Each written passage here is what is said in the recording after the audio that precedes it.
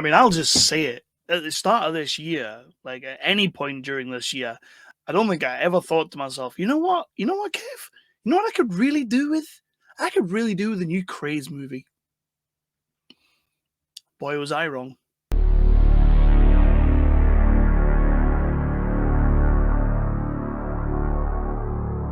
Hello, everybody, and welcome back to Nerdly Out Loud. I love doing that little extended back. I don't know, like, is it becoming a thing? Let me know if it's becoming a thing. If you want me to leave it alone, I'll leave it alone. I'll drop it. We'll get rid of it. We will get rid of it. But I am back in my waterlogged shed / studio / cabin / man cave.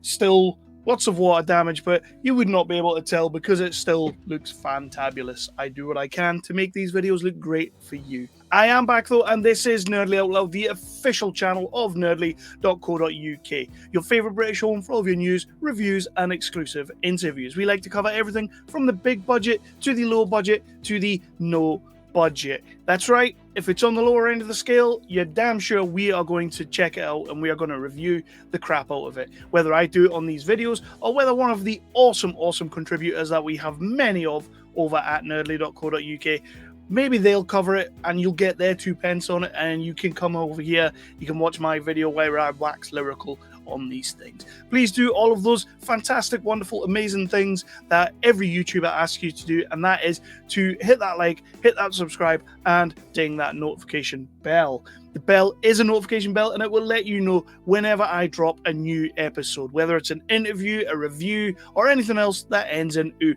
I do apologize, my throat is dying a little bit. I had my Christmas party at work and we were on the karaoke and we decided to do some System of a Down Toxicity. And as you know, when you do System of a Down Toxicity or Chop Suey or whichever one, you can't half-ass that. You have got to go balls to the wall. And my throat gave out halfway through. So if I sound weird or if my voice keeps giving up, please don't hold that against me. But today we are talking about Code of Silence. It's a new Krays movie. That's right, another Krays movie. It's 2021. We haven't had one for about 3 weeks, so it's time to get another one, this time directed by Ben Mole. I have seen one or two of Ben Mole's other works. The Dunkirk movie was a Behind the Line Dunkirk. That came out a couple of years back. I did see that. I did enjoy that. And that's as much as I can say. We might as well just get into the review, and let's get into this.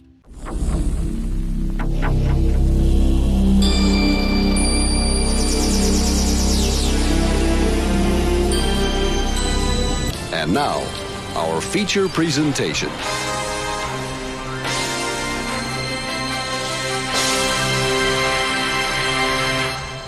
And you know the crack by now. We are going to be doing what I normally do. We are going to cover the plot of the movie, what happens. Then we will move into the cast and characters of this film, who they are, and then we will talk about what I did and did not like about this film. And there is one thing in particular. There is something that happens in this movie, or someone that happens in this movie. I don't know. I lost my train of thought like 5 minutes ago.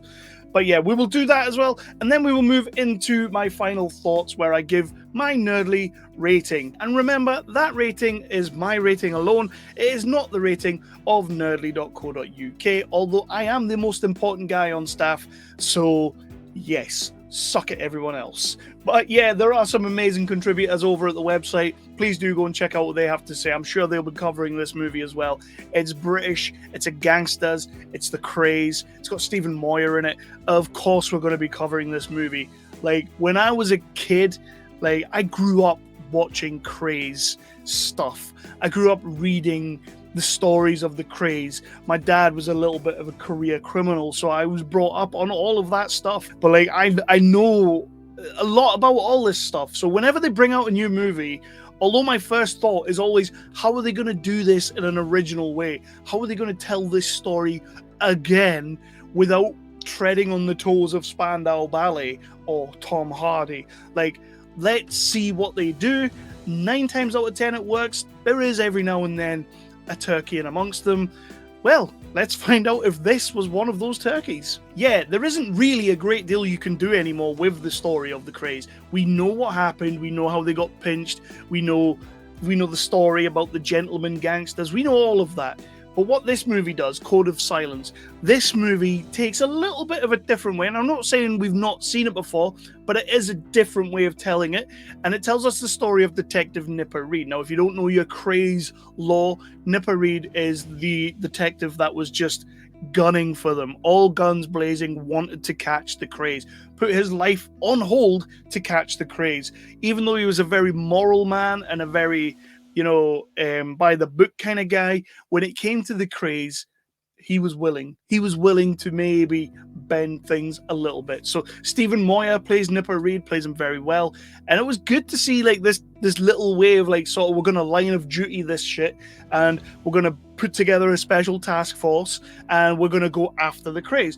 I was cool with that. Like, I thought this is slightly different to what we've done before, and I can vibe on this because it means we don't see a lot of the Krays. It means that they are the end goal, and we're not really going to see much of them until the end of the movie, which I really genuinely just thought, if you're going to make a movie about the Krays and have them be like the third act, that's pretty ballsy, it's pretty brave, and I really like it. So that is pretty much the story, that you have the police guys who are all together because they can't let everyone in the police force know, because as everybody knows, the Krays had everyone in their back pockets. That is the story. Bring in members of the gang and how they bring in enforcers for the Krays, drivers for the Krays. Bring them in. Let's talk about things. Let's see what they give up. And then, of course, then we can bring in the twins themselves, and we can break the case. We can break it. And that's what I liked about this movie. That's the road we were going to go down, and they play it very nicely. There's no need to show us the twins doing the carnage because we've seen it. So on the cast and the characters, again, Stephen Moyer as Nipper Reed. This was one of my main reasons for watching this movie, was because Stephen Moyer was making a Krays movie. I'm a big fan of Stephen Moyer. I saw him in G-Lock a couple of years back, Tom Payton movie, awesome Tom Payton movie. I have the box here, a bit damp, but so anyone who's a fan of True Blood and anybody who likes G-Lock, Stephen Moyer's all over this, and he plays a really good part, nice and understated. But what Stephen Moyer is doing is he's giving his other co-actors, he's giving them a lot to work with. He's feeding them a lot, but not feeding them everything.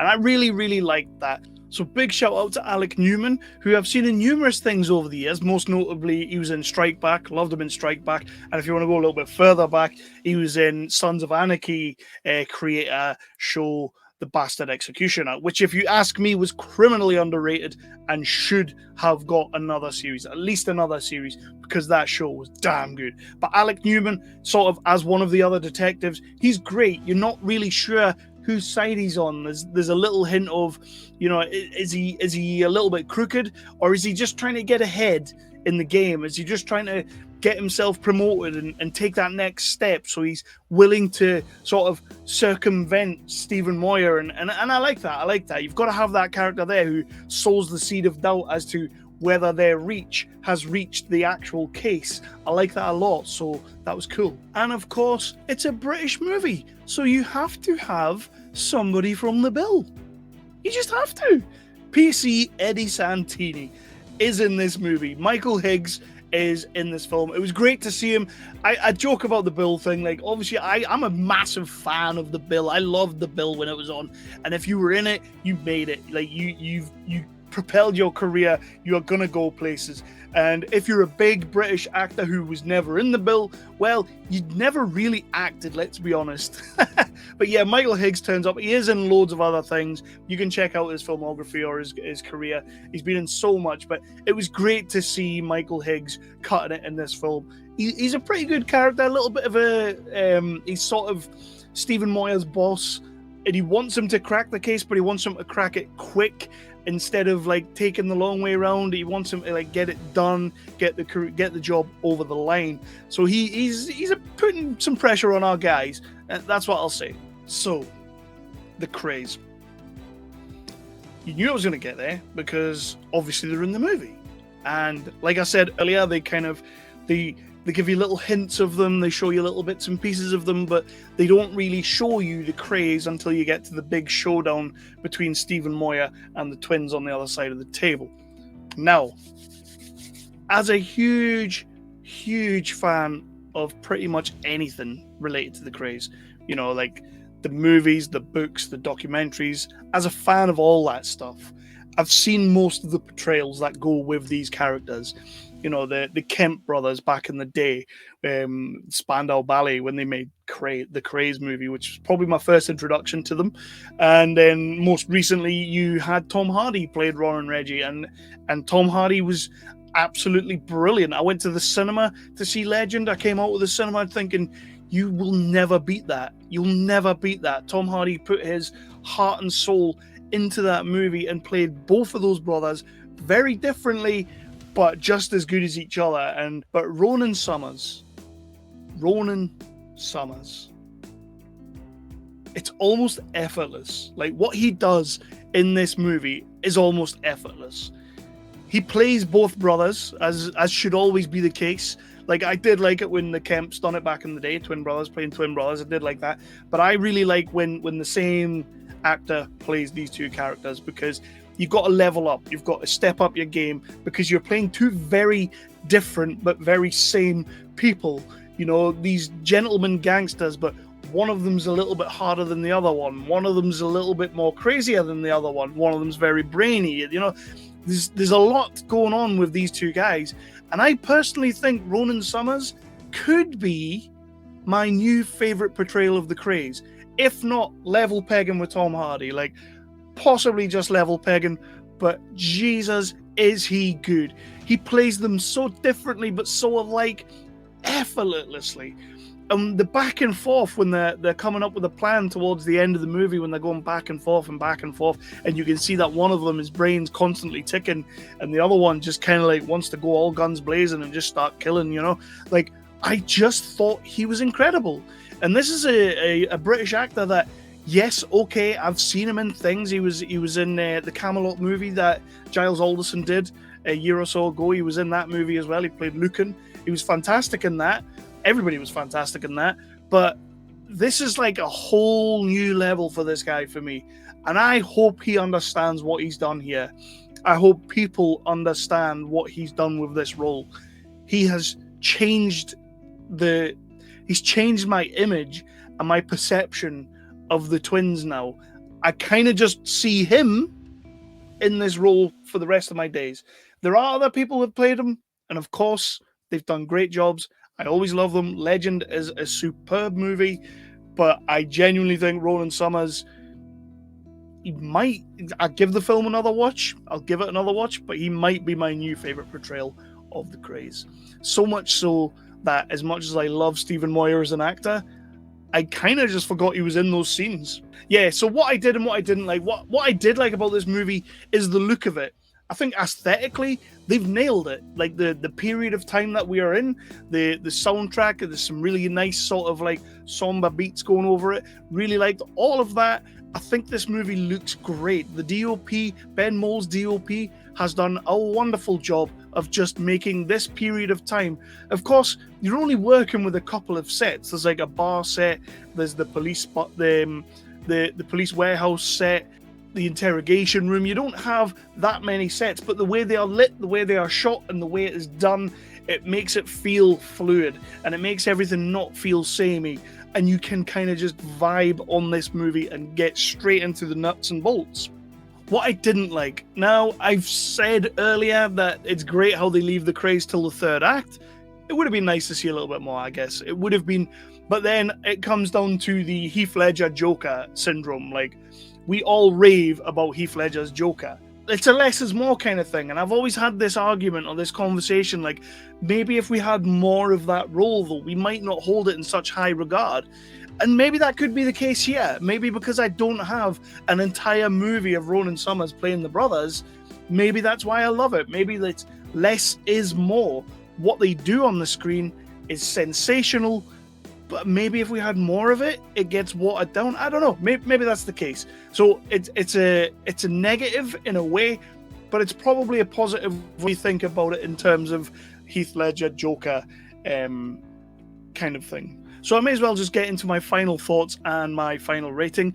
And I'm going to say I think Ben Mole and Luke Bailey is the writer of this. I think they've done a great job. I really do think this movie stands on its own. It could be its own thing in amongst a sea of Krays movies because it does have a slightly different angle to it.